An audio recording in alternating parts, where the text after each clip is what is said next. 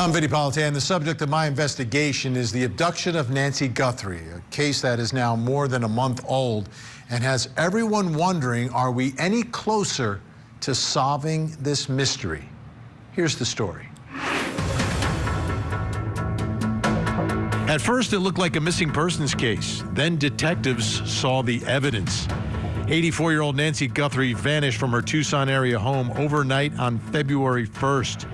Her family called police after finding her missing on Sunday.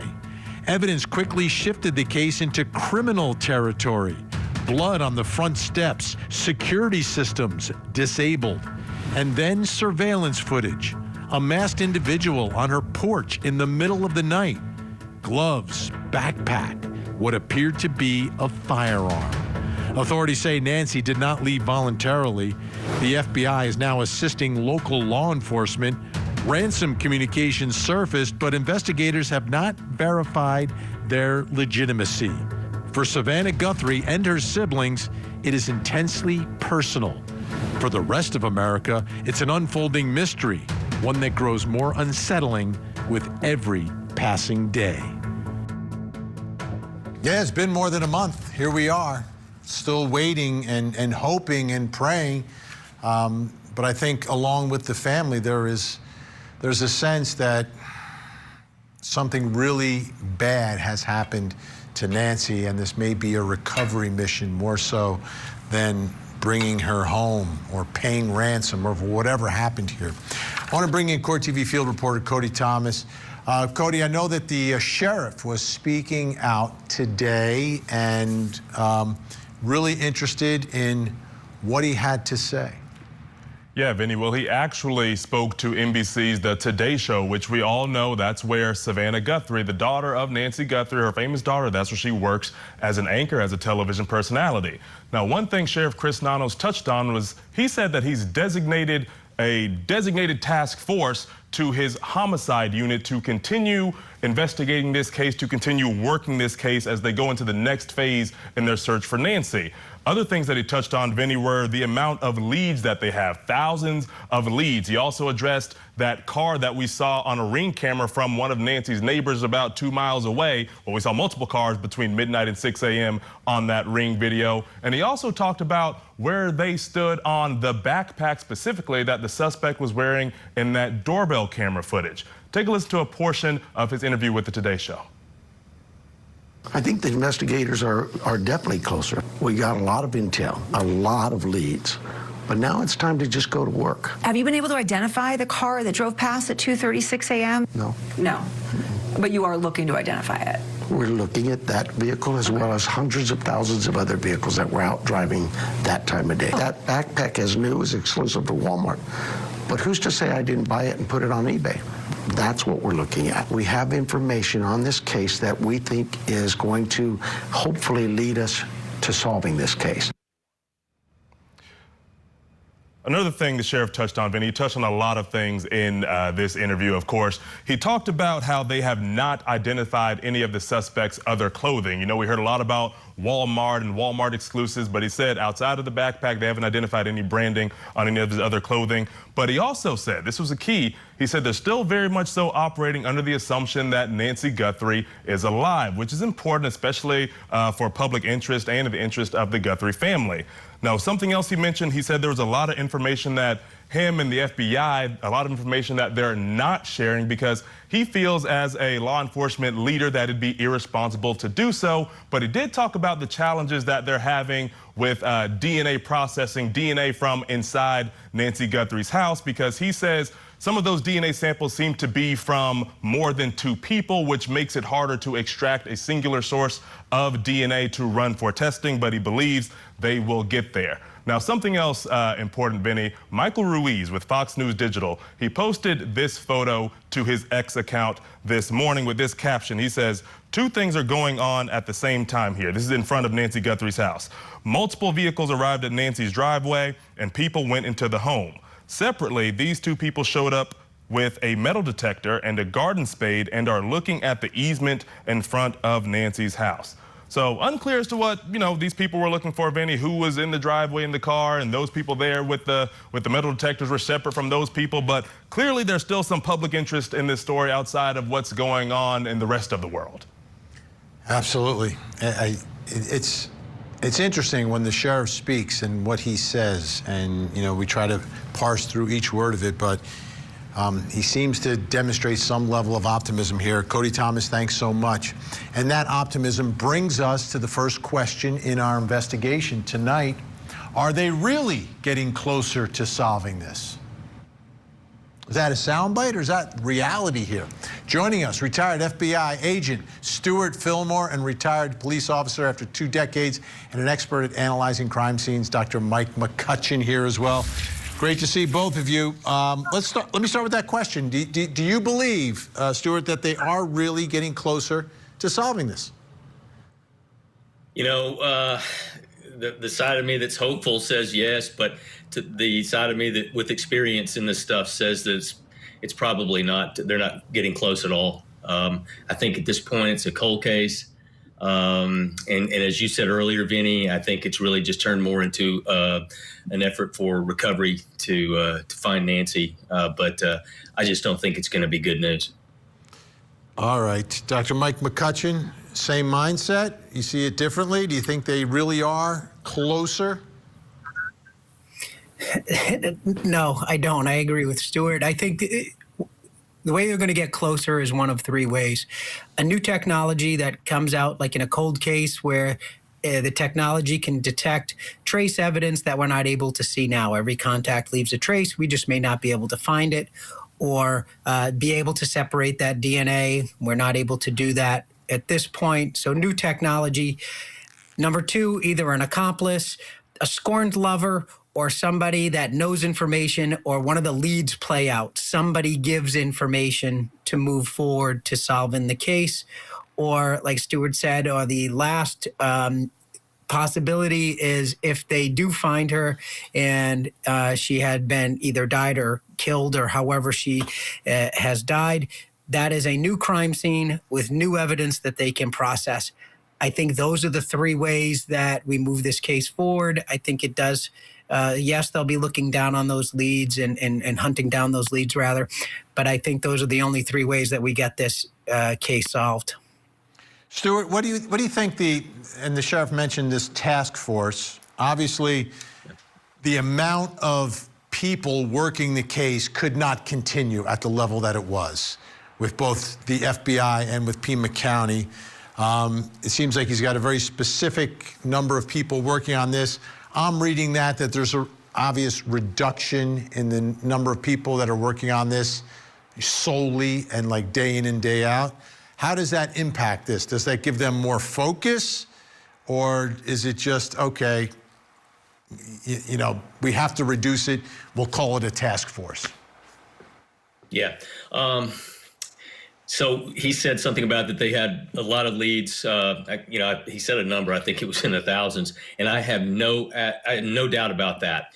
I remember in the wake of 9/11 fielding all kinds of calls. The question is, what's the quality of the leads that they have? Because I remember one lead, a person called in, they were very sincere, and they said that the 9/11 bombers were driving a white truck in Houston, Texas.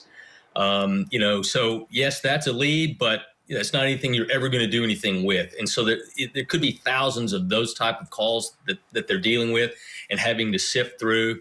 But the reality is, if you don't have any quality leads to go on, you just can't have people just doing nothing. And so, yeah, that's when you logically have that reduction in force. And, I hate to say it, I don't want to sound pessimistic, but the reality is they've just really run out of leads, and there's nothing else to do.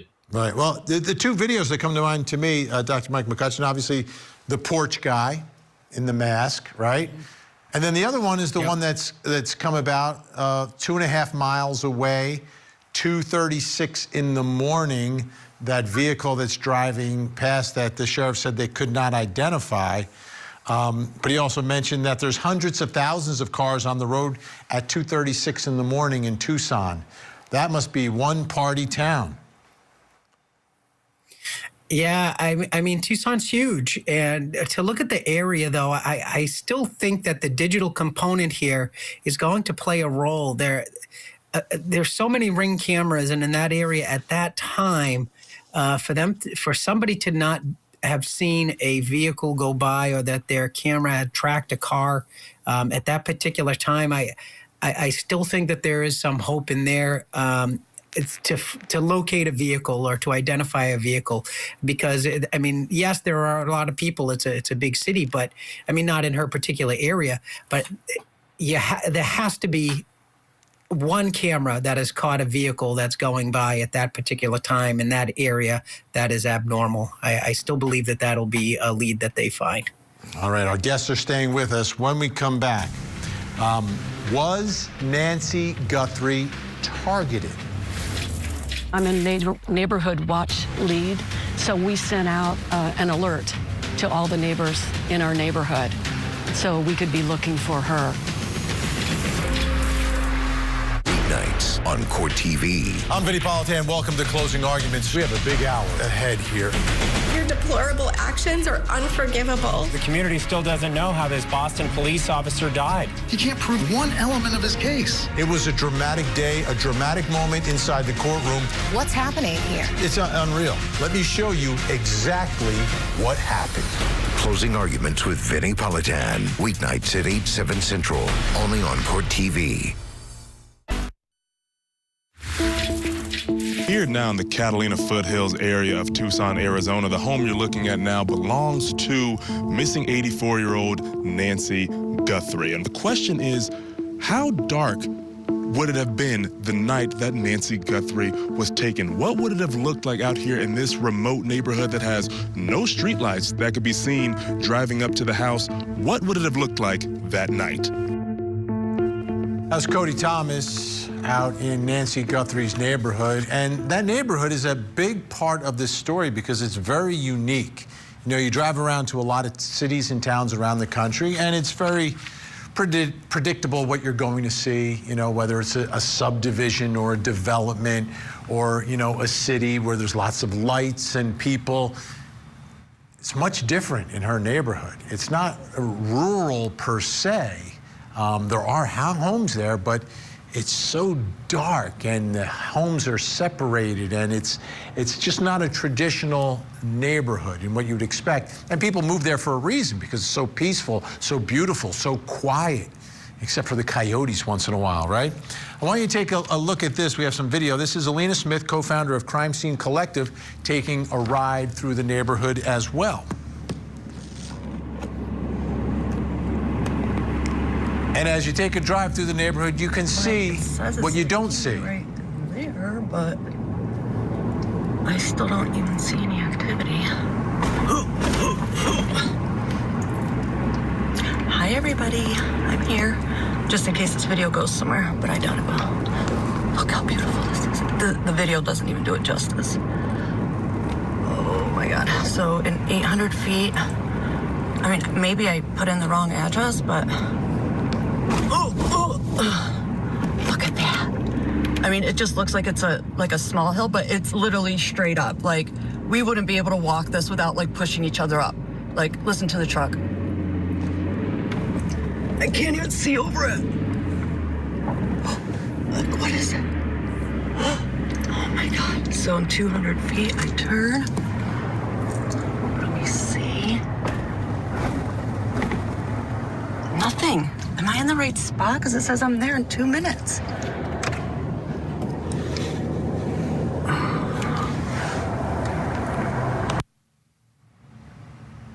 See what I mean about the neighborhood? And joining us now, the co-founder of Crime Scene Collective, Alina Smith. Alina, great to have you on the program tonight. Thanks so much for sharing the video with us. And I wanted to get your perspective, you know, having been out there and spent some time in the neighborhood. First of all, what did you notice about that neighborhood? What kind of stuck out to you? Hi, thanks for having me on. Well, so as you saw in that video, it was, you know, from what I saw, you know, on the news before I went out there, it just looked like the streets were littered with, you know, media and cars and, you know, the the orange cones and stuff like that. And here I'm pulling into the neighborhood, and I've already been driving for a little bit, and I don't see anything. I don't see any people. I don't see any vehicles. And there's all these little, pull-offs. You could see like there's little streets you can pull off to the side. And this doesn't even have some of the, streets. Like there's some of the streets that look like is a street, like you can pull off to the side, and it's nothing. It leads to nowhere, or it's just like you just kind of can go around, or I don't even know. Like it's more than a maze. To be in that neighborhood, you have to be there for a reason. You don't just stumble upon this neighborhood. If you turn into this neighborhood by accident, you literally want to get out because you're like, I don't know where this is going to lead me. Do I end up in Pennsylvania? I have no idea. And like when I was going up this hill, I didn't know if it was going to drop me down because the truck is a 26 Tundra. So it's not a small truck. It's, it's pretty hefty. It's got, power in it. And you saw me trying to go up that hill. And then I thought I was going to drop, but it just goes flat. And the whole terrain is up and down. And, you Seems don't like know you what's next. You have to kind of know what you're getting into when you go into that neighborhood. You have and to. That's in the middle of the day. We're talking here about the middle of the night, which would make it even more daunting and confusing if you're just sort of wandering through. Let's talk about the no trespassing signs. What was going on there when you were out by Nancy's house? So as you saw, like I was still driving, so I still wasn't even at Nancy's house. Like I still had to go through a few streets before I even got to her street. And then you have to turn down another left street. And then I started to see the cars, right? And at that moment, it was filled with police, and they were making her street, which is a typical, both-way street. They were turning it into a one-way street. And so they said, everybody has to leave and only one way now. And once we're done, they put up barricades up and down her entire road, plus some side roads as well. So it made it more difficult. They thought this would kind of weed out some of the media. And this made it, so everybody had to park on one side and you can only go one way. And at this point, it did not weed out the media. Everybody still stayed. They just found tents and set up better. Everyone just got more creative. Yeah, and I saw that. I wanted to ask you something else, though. I wanted to ask you about what you noticed about Nancy's front door. Well, so then that's where I was going to say with the trespassing. So at this point, they just have a sheriff's vehicle in her driveway, and people can literally walk right up to as far as they can go before the sheriff comes out and says, hey, you can't walk this far. So I think that's what led to the no trespassing sign. So then anytime a vehicle would pull up, everybody just runs to the front of her, because her driveway is like kind of like a K. You can go straight and go into her garage, or you can just loop around, to turn right out, pull in, pull right out.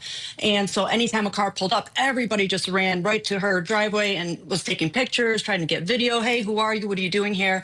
And for the no trespassing signs, it was a landscaping company. So at first, everyone's like, landscaping? They already fixed the sprinkler, so why are they back? And then we see them pull out all of these trespassing signs, and there was a bunch. So we were curious where they're putting them. And they walked all the way around the building. That morning, too, there was a deputy that stood on the side and kind of talked to somebody. So we thought maybe there was some overnight activity on the side of the house. And then that's what maybe, led to these no trespassing signs. So now, we see them putting them, on the sides of the house, around the back of the house. Everybody with, mainstream media has their drones, but, I'm just there by myself. So I have to wait until they get to the front. And what I found unique about when they were putting them up front, because they did have police escorting them because they were being, hassled by the media, is this gentleman had to use a drill, and a pretty long drill, powerful drill, to put these stakes into the ground. And what that tells me is, everyone's saying, oh, everyone look around for Nancy. Maybe she's buried here. Maybe she's buried there. But what that tells me is if you have to use a drill to put in a stake that's like 1/4 of an inch in circumference, they're not digging in the night for, to Right. bury Miss Nancy in the ground, because this ground is hard as rock. Like it's all rocks. The terrain is stone and rocks, and it's loud, and they can't just dig without anybody hearing what's going on over there. Is there construction happening in the middle of the night? It would cause some alertness, some kind of. I agree. I heard this. Quiet there. And Aaliyah's going to stick around for the rest of the hour with us. But this brings us to the next question in our investigation. It's because of the nature of this neighborhood. And you saw when you enter what it looks like. Was Nancy Guthrie targeted? Was she specifically targeted, or could this possibly be someone who randomly chose her house? Still with us, Stuart Fillmore, Dr. Mike McCutcheon. All right, Stuart, get the first bite at this one. So I'm torn, honestly, Vinny. I think if if I was really forced to give you an answer, I'd say that she was targeted, because I think what Alina just showed is a good example. That's amazing there. You have to know where you're going. It's dark when you leave. And, clearly, he had the backpack, he had all the gear on. He was prepared. So here's the problem, though. There's not a legitimate ransom note out there. So if she's targeted, what's she targeted for? Unless there's some back channel ransom negotiations going on that we don't know about. That's what I mean, where it's a baffling situation. Yeah, that's Dr. Mike McCutcheon. Like, that's the problem here, right? Like, targeted, yeah. And I think Stuart got to the real point of all this. Targeted for what? Why? Exactly, and I agree with him, because if it was a target, there's a reason that you're targeting that person. So whether it's for a ransom or for to get, we'll say, make a statement, but there's nobody saying I did this to make a statement because I'm against something. So no one's claiming it as a statement, or you're doing it for, like I said, the ransom or anything. There's nothing. Like, it's just disappeared. And I mean, to think morbidly, it could be maybe it was a ransom, and then she died while they had her, and then they abandoned it. But again, this sounds morbid, but there would still be money in the body recovery if you said, right, I'll tell you where she is. And there is. There literally is $1 million right now from the family, yes, for information, leading to finding and bringing Nancy home, whether she's alive or has passed away. Dr. Mike McCutcheon, Stuart Fillmore, always great to have you on the show. We appreciate it so much. Thank you. Still to come, where should we be looking to find Nancy?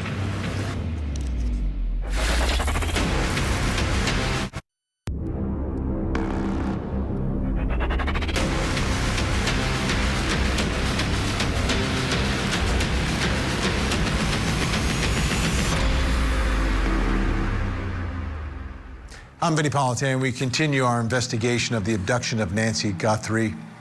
Who is the man behind that mask, and how has he been able to get away with the highest profile unsolved crime in the nation? Here's the story. Nancy Guthrie never misses church. That's why when she didn't arrive one Sunday morning, alarm bells rang. The 84-year-old Tucson resident had last been seen hours earlier at her Catalina Foothills home. By midday, family members discovered she was gone. Authorities soon declared the home a crime scene. Sheriff Chris Nano says investigators believe she was taken against her will.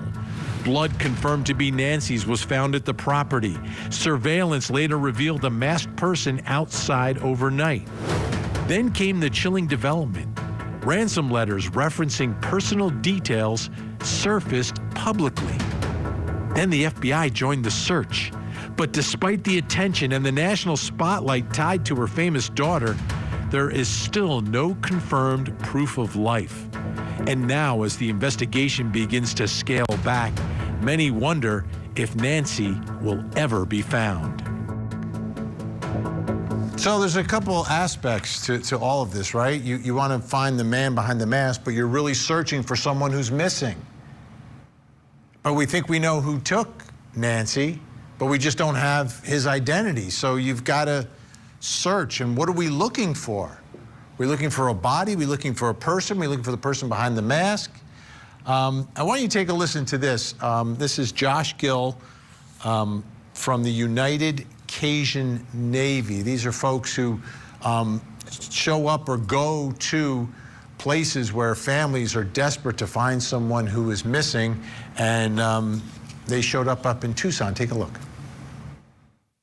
I know that they're accepting volunteers now, and they just want to make sure that the volunteers aren't potentially contaminating a investigation or disrupting an investigation.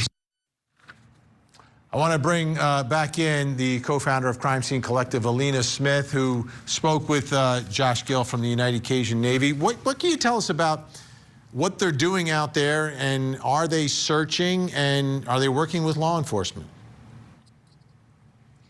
Well, I was there last week, and Josh showed up, I think it was on Tuesday, and so typically what they do is they wait for the families or law enforcement to reach out to them asking for assistance in whatever case is current for whatever, in that moment. If a family needs help, they will reach out to the United Cajun Navy, or law enforcement will reach out to them saying they've exhausted all efforts and now they need help. There was a case, I believe his name was R.J. Davis, the 12-year-old boy that was missing. It was United Cajun Navy that came in day 11, and I think within 2 hours, Josh himself found the 12-year-old boy that ran away or left his unfortunate circumstances at home.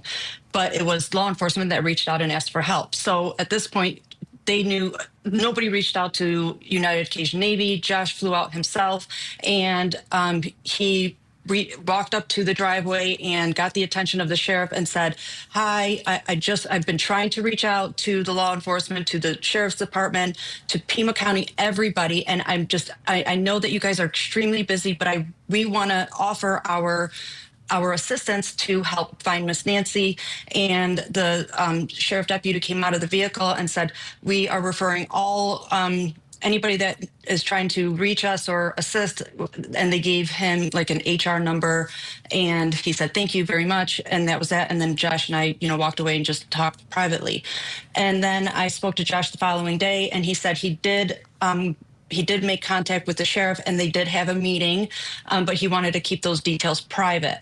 From my understanding, they are no longer there. I don't know what happened. He did not want to share that with me, but they are not assisting at this moment. But there are other people that are there helping with the search for Nancy. There's a group from Mexico. They're called the Madres. I have to look it up because it's Madres Buscadoras de Sonora. And it's a giant group that they have upwards of almost 2 million followers. They are very successful in their search efforts. They do recover people that are missing, both dead and alive, unfortunately. And they have a huge process in how they do this as well. So they were there. There's the video right there.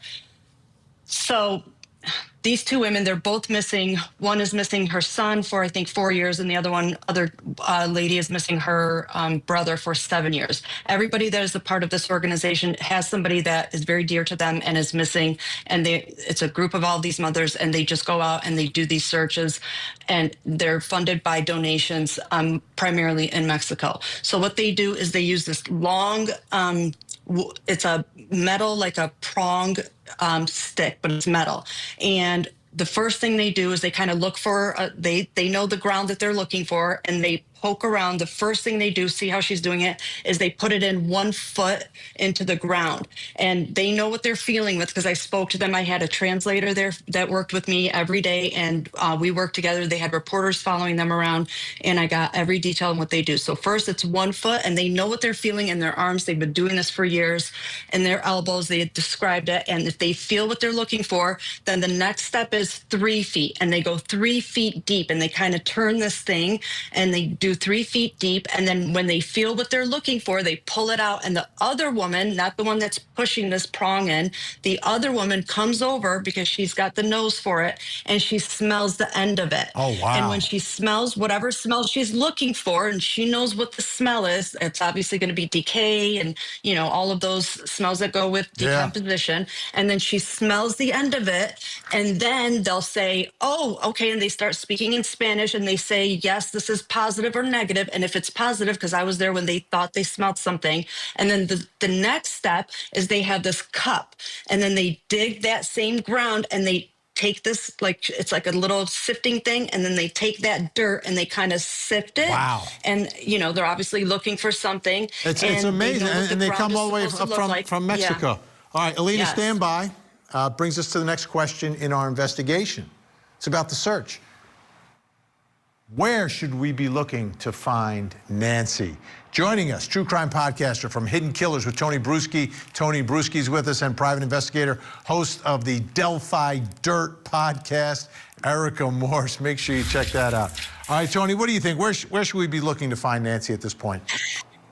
Well, I mean, they've searched close to the house now for a month. The FBI's come 7 miles of Campbell Avenue, thermal drones, dogs, pacemaker, signal detection, and still nothing. So the next logical step is tracking outward. A vehicle almost certainly was involved. Ring footage from that morning showed a dozen cars passing through the area.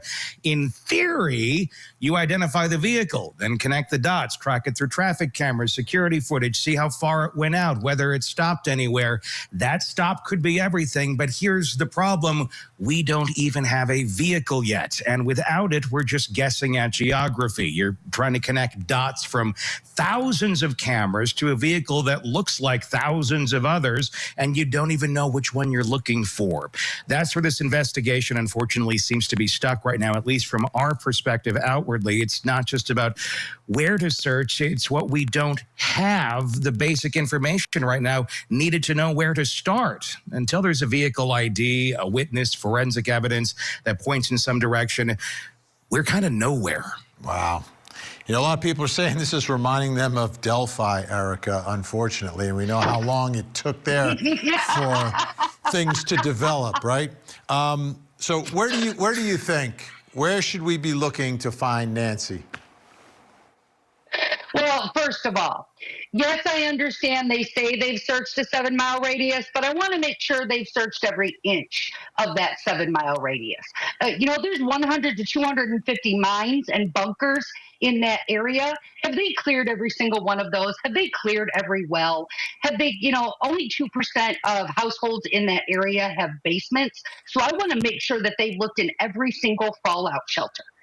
Have they checked every private access road, every brush area up to 6 feet off that roadside? Because right now, first of all, yes, this completely reminds me of Delphi. Don't even get me started on that. No, I won't.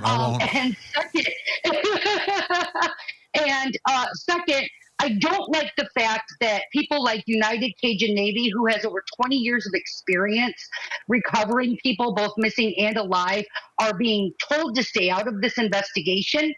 And you know how I feel about families. Families make the best investigators, Vinnie. So when we have a group of mothers that have found over 5,000 people, whether deceased or alive, have over 2 million followers, and they're so close to the border, and they're also being told, let the professionals handle it.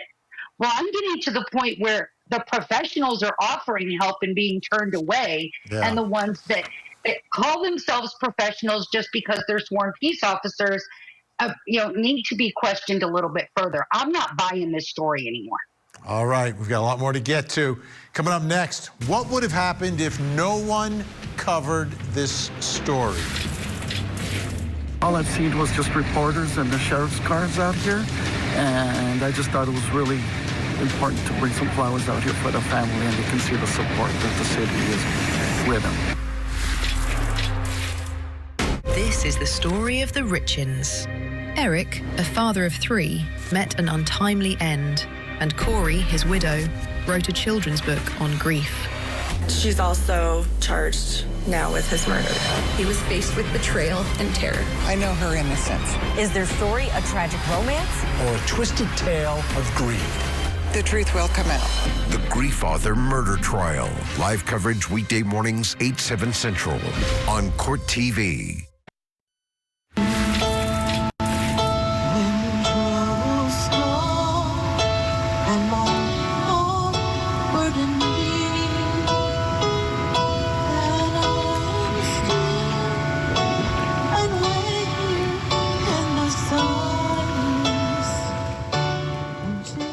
Beautiful moment in front of Nancy Guthrie's home, someone singing and paying tribute to Nancy Guthrie, missing 84-year-old who was abducted from her own house, taken out of her bed.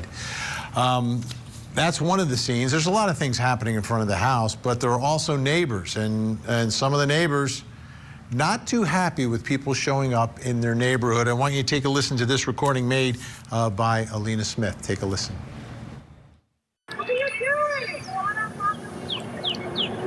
We're not on private property. Dice que están. Dice que están en la propiedad privada, dicen ellos. Vamos a salirlo, Robert. Dice que le van a hablar al departamento. I told them they're coming out. Are you filming something on my property? Get off my property. I'm not on private property. Hey! Get off my property. Okay. Down. You are filming private property. Get out. It's my property. Get out. I'm not on private property. That is my property. This is a road. Who is that? I don't know. Who are you filming? I'm right Where is here. your camera? Is it on that private property? Maybe it's on the sky. It is. It needs to be out of here and off of this property right now. This is private property. And this you know is what? not. We're Your camera is filming me right now. You do not have my permission to film me or my property or my neighbors. You're non-camera. Yeah, thank you. You're non-camera. Graham, for real, do you think we didn't look here? I'm not looking in there. Can you just leave? You see Please, you guys, this is horrible. We know it's horrible. You don't even know. Please, go away. You think we haven't looked? Still with us, co-founder of Crime Scene Collective, Alina Smith. Give us a little taste. We have like a minute or so here. A little taste for the reaction of the neighbors you came across to members of the media being there. Yeah, I mean, you saw it right there. That was really the worst of it. But they would ride by on bikes and walk by, and they would call us names like parasites, leave, go home, we don't want you here, stuff like that. They would just shout at us. And, and honestly, after Thursday, Friday of last week, everybody did go home because they closed the streets down. And if you want to get into the neighborhood, you have to take an Uber. You can't be over there anymore. And honestly, for me, I kind of felt like, okay, so everybody left now. And to me, I wonder if the neighborhood now feels a sense of, no, like now what? We don't feel safe anymore, because for me, I felt that they probably felt a little bit more safer with everybody there kind of looking over. And because the case isn't solved. It's like, I don't remember his full name, Mr. Stewart that you had on, he said, this looks like a cold case. And now everybody's gone. And I wonder if now they're kind of feeling, oh, great, now what? We have to be a little bit more, aware and pay attention, because we had people over here all night pulling night shifts and stuff like that, keeping an eye out, and everyone's gone now. Even the sheriff isn't sitting in the driveway anymore. Even the sheriff's not in the driveway anymore. Alina Smith, I want to thank you so much for sharing your experience and your video with us. Great to see you. Thank you for having me on. I appreciate it. All right, and that brings us to the next question on investigation, right? Neighbors, get out, get off my lawn, get out of my neighborhood. What would have happened if no one covered this story? No one ever went to the neighborhood. No one ever talked about it. Still with us, Tony Bruschi and Erica Marsh. Erica, what are your thoughts here? What would have happened, like, if no one covered the story? Obviously, it was covered, Savannah Guthrie, but what if no one covered it? What if it was like on September 12th, 2001? What would happen here if no one covered the story? Well, what happened to Nancy Guthrie in terms of searching and getting assistance and resources is what would happen to the other 1,092 missing people out of Arizona. 573 of them, which are Hispanic, who can't get any resources and TV coverage. The 94 indigenous who can't get that TV coverage. But to answer, your question in that regard, she would become a cold case very, very quickly, sadly. And 2,000 to 5,000 people disappear every single day, Vinnie, in the United States. And every single family is fighting for coverage. And the amount of resources that are being afforded to this case, I understand it's overwhelming for those neighbors. I get it. I've worked cases where satellite trucks have sat parked on the front lawn for 6 months. It's frustrating, it's annoying, it's invasive. But those neighbors would also want that same type of focus and attention on their loved ones if they were in that situation. So we just have to remember, and, you know, you said it the other day in one of your social media groups where you had said, is this case going cold? Is the true crime community going to be left to solve it? And sadly, I think we are. I really do. Tony Bruschi, what would have happened here if no one covered this story? Like, for instance, like the video of the abductor. No one would know what we're looking for. No, I mean, you're exactly right. And I think there's two sides to this, too. I mean, first of all, if Nancy Guthrie were not Nancy Guthrie, she would be one of roughly 600,000 people reported missing in America every single year. And most of those cases, they don't get the FBI involvement. They don't get the $1 million reward or thermal drones. They get a detective with 40 other cases on their desk. So the coverage certainly has brought in resources. No question the FBI is involved. Over 22,000 tips have come in. The reward exists because Savannah has a platform. But the coverage, has it helped find her? We don't have evidence of that yet. And there's a harder question here, too. Could it have driven the suspect further underground? We don't know. But it's possible if this guy is watching the news, and he probably is. He knows every move being made. He knows about the drones, the pacemaker tracking, the tip line. So if we flip it around, would less coverage have made him sloppy, more likely to make stupid mistakes in public because he thought no one was looking? Maybe. But again, that is speculation too. What we do know, the coverage has kept the case alive in the media's eye, but it hasn't stopped this from edging into that cold territory. 31 days in, no arrest, no suspect identified, no Nancy. The case shows us that pressure doesn't always equal progress. Yeah, I mean, pressure is putting it mildly, right? When you talk about, everyone was talking about this story. Less are talking about it daily at this point. And you know, the coverage has receded, but also the assets working the case has also receded at this point, Erica. What do you think it will take? Where do you think the lead comes from that uncovers and perhaps leads to an arrest or the location of Nancy at this point? Well, this time last week, Vinnie, we were talking about awaiting genetic genealogy results, and I want to know where those are, because, you know, I think everybody has a pretty good presumption at this point that whomever took her probably wasn't the person, you know, responsible for creating this situation. You know, that we think that whomever this was probably a third party. So it really is identifying who took her in order to then unravel those connections, those relationships. But also, I haven't heard enough, as far as I'm concerned, about Celebrite extractions and tower dumps and GPS for that night. I understand that they have these vehicles and they haven't necessarily identified which of these 19 vehicles, if any, might be involved. Where's all of our technology? Where's all of these reports that we as investigators rely upon? Because I'm just not hearing enough of that when you have an entire sheriff's department and an FBI, you know, with an RA assigned. I'm not seeing the technology that I normally expect to see. Erica Morris, the Delphi Dirt podcast. Check it out. Hidden Killers with Tony Bruschi. Tony, great to see you as well. I understand how neighbors and the public often hates the media. Par for the course, folks. We get it. I was covering Jerry Sandusky. They were abusing me. It's unreal, right? And there, I was covering a pedophile. But in the world of missing persons, it shocks me when people complain about the coverage. Just makes me think, if your child, your loved one, or your mother was missing, would you want the media to ignore it? I'm Vinnie Politan. We'll keep digging for answers as the investigation continues.